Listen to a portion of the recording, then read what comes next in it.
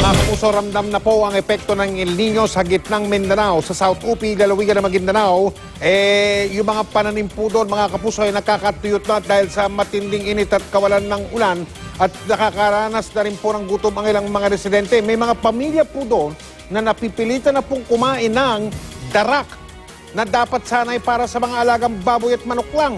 Nakatutok si Susan Enriquez. Exclusivo. Hirap na raw ang mga residenteng lumad sa South Upi, Maguindanao. 2 buwan na kasing walang ulan dito.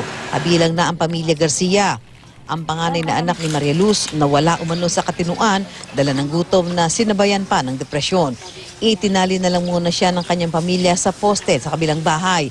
Matapos daw niyang sunugin ang kanilang bahay at 2 iba pa. Hindi namin nakalain na siya pala sununog yung bahay namin. Ngayong tag-init, ang asawa ko kung saan ang mayroong harvest na huli-huli doon sa nagka-harvest at saka ipagiling padala sa amin dito. Bumalik yung ano niya kasi walang nang makain. Tapos minsan binibigyan din namin ng konti-konti yung nanay.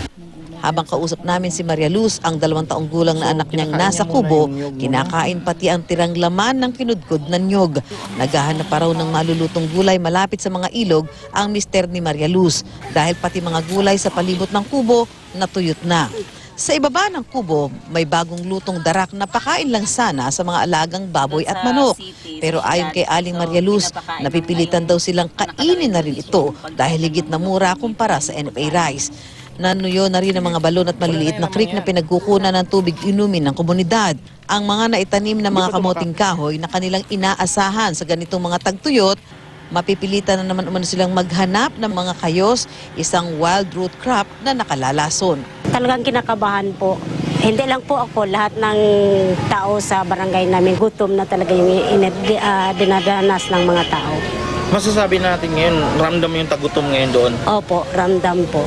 Mapasalamat ka kung makakain ng isang beses isang araw.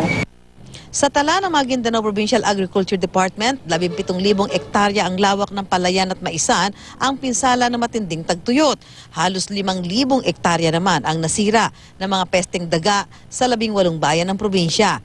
Sa 2 kalamidad, apektado na ang mahigit 21,000 magsasaka. Opo, pilyot pa talaga. Bakit po? Bakit niyo nasabi? Dahil sa wala talagang ulan sir, kata mag 2 months na mula ngayon. Pero itong nakaharvest ngayon, may total pa rin yan?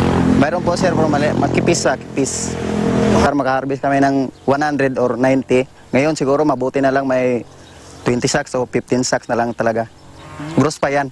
Yung pambayad namin sa pinansing, yun ang problema, at saka yung abono, yung similya. Susan Enriquez, Nakatutok, 24 Oras.